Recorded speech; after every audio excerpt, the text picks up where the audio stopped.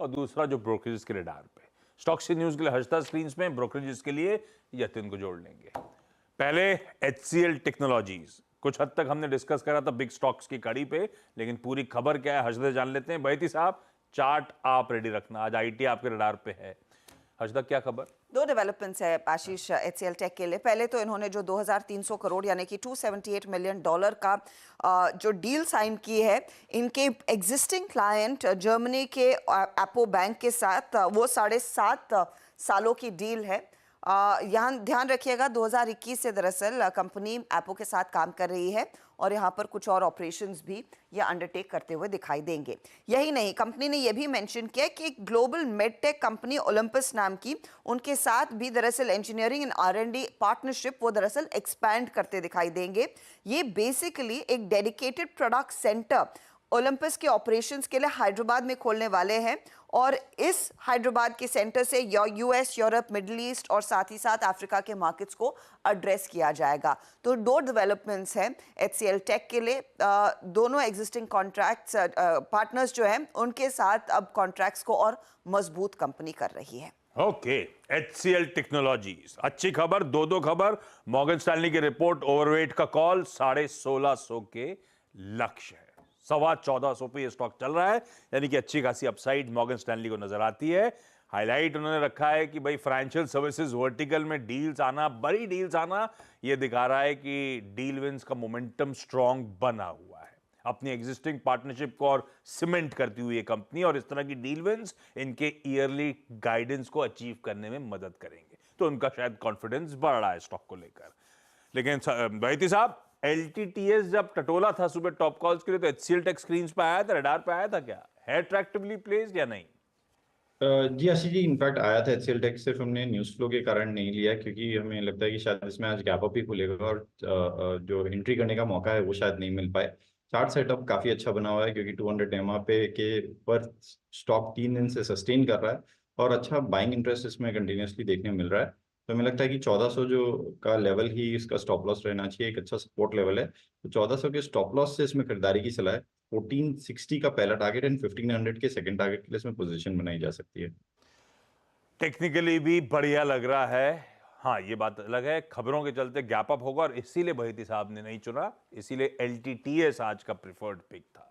लेकिन चाहे फंडामेंटल्स हो चाहे टेक्निकल्स हो, बढ़िया लग रहा है ये काउंटर। दूसरा, जो वैसे ही ऑफलेट रडार पे है स्ट्रीट के, और इस चैनल पे, इस प्लेटफॉर्म पे तो कितनी बार डिस्कस हुआ, GMR एयरपोर्ट्स खबरों में है। मानस, आप चार्ट रेडी रखना GMR एयरपोर्ट्स के, आ रहा हूं आपके पास। हजरा, क्या अपडेट्स हैं? दरअसल GMR जेफरीज की एक न्यूयॉर्क में कॉन्फ्रेंस चल रही है, उसमें पार्टिसिपेट कर रहा है और उसके बाद जेफरीज ने एक रिपोर्ट निकाली, तो उसके कुछ की टेकअवेज मैं आपके सामने पेश कर रही हूँ। GMR ने इस कॉन्फ्रेंस में कहा है कि वो दिल्ली और हैदराबाद एयरपोर्ट में एक्सपेंशन पर फोकस करेंगे और इससे कंपनी का ट्रैफिक तो बढ़ता ही दिखाई देगा, साथ ही साथ नॉन एरो रेवेन्यू में भी इजाफा देखने को मिलेगा। कंपनी ने यह भी कहा है कि दिल्ली एयरपोर्ट के लिए जो न्यू टैरिफ एप्लीकेशन है वो कंपनी ने फाइल कर दी है। FY25 की चौथी तिमाही तक वो नए टैरिफ्स एप्लीकेबल होंगे, इंप्लीमेंट कंपनी कर सकती है। जब ये इंप्लीमेंट करती हुई दिखाई देगी कंपनी, उसके बाद दिल्ली एयरपोर्ट से एक बहुत बड़ा हिस्सा फ्री कैश फ्लो का कंपनी में आता हुआ दिखाई देगा, वो एक बड़ा पॉजिटिव भी है। कंपनी ने यह भी मेंशन किया है कि अगर आप इनकी बुक देखेंगे तो इनका नेट डेट इस बारी Q4 में थोड़ा सा बढ़ गया है क्वार्टर ऑन क्वार्टर बेसिस पर, और ये इसीलिए हुआ क्योंकि इन्होंने कुछ फंड रेज किया, कुछ डेट लिया और अपना हैदराबाद के जो एयरपोर्ट का स्टेक है वो कुछ बढ़ाया है। कंपनी ने कहा है कि FY25 में फोकस अब ज्यादा लेवरेज मैनेजमेंट पर रहेगा। ये फोकस करेंगे कि अपने एयरपोर्ट प्लेटफॉर्म की स्ट्रैटेजी को और कैसे मजबूत किया जाए और साथ ही साथ अपने नॉन एरो बिजनेस को कैसे कंसोलिडेट किया जाए। बेसिकली बिजनेस में और सिंप्लीफिकेशन पर फोकस रहेगा ओवरऑल स्ट्रक्चर में, वो एक इंपॉर्टेंट चीज है। साथ ही साथ जेफरीज बाय कॉल दे रहा है, 100 का टारगेट है, हाउएवर स्टॉक 90 पर आ चुका है और जैसे आपने मेंशन किया ये एक आउट परफॉर्मर रहा है। और कितनी चर्चा करी है कितनी चर्चा करी, लेकिन बैन में आ गया। आज ये दिक्कत ये है कि बैन में आ गया। वैसे ये क्लियर कट साइंस दिखा रहा है फिर से ब्रेकआउट का। अच्छा, मैं जब लास्ट टाइम ट्रैवल कर रहा था तो मैंने वहाँ से भी एक वैसे एक रील बनाई थी। वो मतलब एयरपोर्ट पर इतनी ज़्यादा भीड़ है आजकल, वो मुझे बचपन याद आ गया था, वो रेलवे स्टेशन पे जो भीड़ होती थी। आजकल वो एयरपोर्ट्स पे ऑलमोस्ट उतनी भीड़ है और बैठने की जगह नहीं होती है। मतलब इतनी तकलीफ हो गई है। मैं लाउंज तो खैर भूल ही जाइए आप, लाउंज की तो लाइन ही लगी होती है 20 लोगों की। इवन आउटसाइड लाउंज भी कहीं बैठने की जगह नहीं मिलती है। तो थोड़ा सा मुझे लग रहा है कि इन एयरपोर्ट्स को थोड़ा अपने कैपेसिटी एक्सपेंशन पे भी काम करना पड़ेगा आशीष। लॉन्च का तो कोई फायदा ही नहीं रह गया है, इतनी लंबी लाइन है कि आप कुछ कर ही नहीं सकते। बिल्कुल। अच्छा, और कई सारे एयरपोर्ट्स में तो बाहर डब्बे रख देते हैं, आप अपना दिखाइए और डब्बा ले जाइए अंदर ही मत आइए।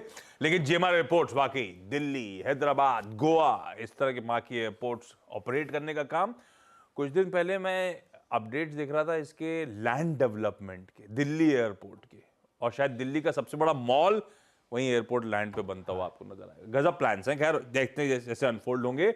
लेकिन चार्ट्स पे मानस या पोजीशनिंग GMR एयरपोर्ट्स की कैसे, वायदा के कर्व में, लेकिन तेजी का मन बन रहा है क्या? बिल्कुल, देखिए ये स्टॉक बिल्कुल तैयार है एक फ्रेश ब्रेकआउट के लिए। अगर आप फरवरी के हाई से एक ट्रेंड लाइन बनाएंगे वीकली चार्ट पे, तो वो बिल्कुल ब्रीच होने वाली है। मेरे ख्याल से कम 94 रुपीज, जो कि फरवरी का ही है। लेकिन अगर आप पोजिशनल ट्रेडर हैं तो आपको ऑल टाइम हाई जो 2007 के आसपास के हाईज थे 120 रुपए, वही आपको टारगेट सेट करने हैं। पैटर्न बहुत पॉजिटिव है और ये एक स्टॉक ऐसा है जो हर गिरावट पे खरीदारी करने जैसा है। तो अगर आपको 120 का टारगेट सेट करना है तो आपके स्टॉप लॉस 74 रुपीज के रहेंगे और हर गिरावट पे खरीदारी करके 120 रुपए के टारगेट सेट करें। हर गिरावट में खरीदारी करने का मन बनाइए। बढ़िया वो अपडेट्स आते हुए कंपनी की तरफ से, ब्रोकरेजेस भी यहाँ पे ऊपर के लक्ष्य लेके चल रहे हैं और मानस को चार्ट्स पे भी पोजीशनिंग ठीक लगती है। कुछ और स्टॉक्स इन न्यूज पे फोकस करा जाए। हर्षदा, बाकी स्टॉक्स कौन कौन से रडार पे? ट्यूब इन्वेस्टमेंट्स फोकस में रहेगा आशीष। दरअसल ट्यूब इन्वेस्टमेंट्स की जो एक इकाई है TI क्लीन मोबिलिटी, इन्होंने एक अग्रीमेंट किया, 160 करोड़ का फंड रेज कर रहे हैं कंपलसरी कन्वर्टेबल प्रेफरेंस शेयर्स के जरिए, और ये बेसिकली अपना जो 3000 करोड़ के फंड रेज का टारगेट था वो कंप्लीट करती हुई कंपनी दिखाई दे रही है, तो फोकस में रहेगा। TVS सप्लाई चेन भी आज खबरों में है। कंपनी ने एक स्ट्रेटेजिक 5 साल का करार जीता है Daimler truck south east Asia के लिए, और ये कंपनी दरअसल सिंगापुर में इनके ऑपरेशंस को और स्ट्रीमलाइन करती हुई दिखाई देगी, तो इस लिहाज से वो स्टॉक फोकस में रहेगा।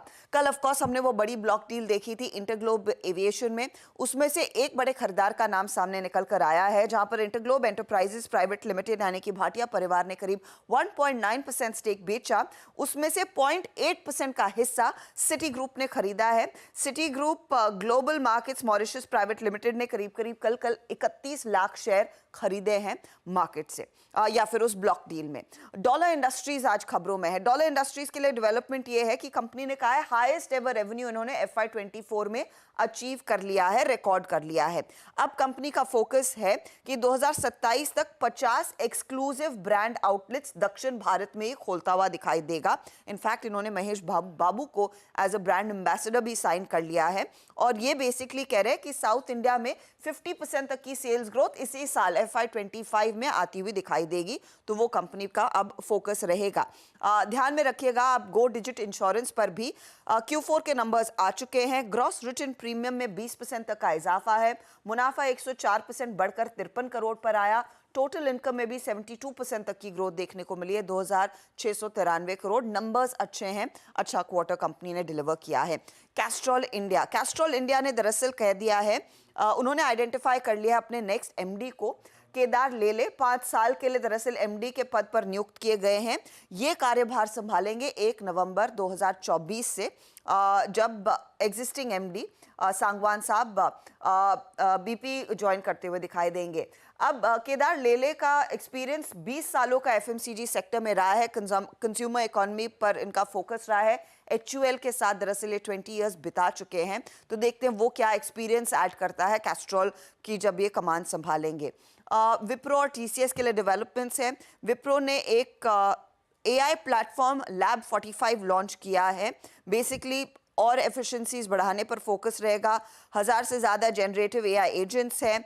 10 जेन AI एप्लीकेशंस इस प्लेटफॉर्म पर उपलब्ध रहेंगी। TCS ने एक new internet of things engineering lab Ohio में शुरू की है to accelerate innovation for clients. ये कंपनी की तरफ से एक अपडेट आया है।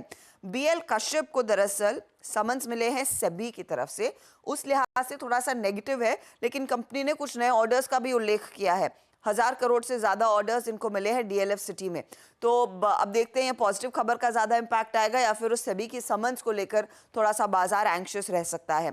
आईओएल केमिकल सीईपी सर्टिफिकेट इनको मिली है एक पर्टिकुलर प्रोडक्ट के लिए। ये बेसिकली पैंटोप्रेजोल जो हार्टबर्न, एसिड रिफ्लक्स एक्सेट्रा के इलाज में काम आती है, उस पर्टिकुलर ड्रग के लिए इनको अप्रूवल मिलता हुआ। इकरा को आईटी डिपार्टमेंट से एक आउटस्टैंडिंग डिमांड ऑर्डर आया है 52 करोड़ का, तो वो थोड़ा सा सेटबैक रह सकता है। ये स्टॉक फोकस में रहेगा। रखिए तमाम स्टॉक्स अपने रेडार पे। गो डिजिट जनरल इंश्योरेंस, ये तो हाल की लिस्टेड कंपनी जिसके कल बाजार बंद होने के बाद नंबर्स आए। गाबा सर, डेटा कम है तो आपसे बढ़िया कोई पकड़ नहीं पाएगा। कैसा लग रहा है एक गो डिजिट?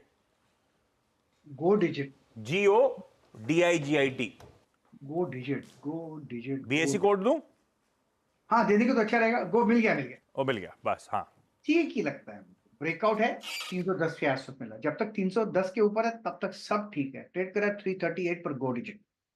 अप मूव ऑन है मेरे ख्याल से। स्टे इन्वेस्टेड, कहां तक ऊपर जाएगा कहना मुश्किल है, लेकिन 400 एक राउंड फिगर है, एक नियर टर्म टारगेट हो सकता है, लेकिन बाय मोड पर है। मेरे ख्याल से होल्ड करना चाहिए।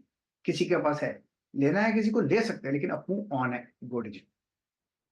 हर्षदा ने जो बाकी के इंपॉर्टेंट न्यूज बोले, उसके अलावा और भी हैं, सब पे आऊंगा आगे। यतिन लेकिन बगल में बैठे नजर आ रहे हैं। टाटा मोटर्स पे बड़ा सारी ब्रोकरेज कवरेज कुछ कल था क्या? कल हाँ, एनालिस्ट डे था उनका। ओके, क्या कह रहे हैं? और मैं सरप्राइज नहीं रहूँगा अगर आज ये इंडेक्स का टॉप गेनिंग स्टॉक रहे, बिकॉज बहुत शानदार कमेंट्री रही है। अगर हम बात करें टाटा मोटर्स की, तो जेफरीज का बाय कॉल है यहाँ, टारगेट है 1250 और मॉर्गन स्टैनली इक्वल वेट है 1100 रुपये के टारगेट के साथ।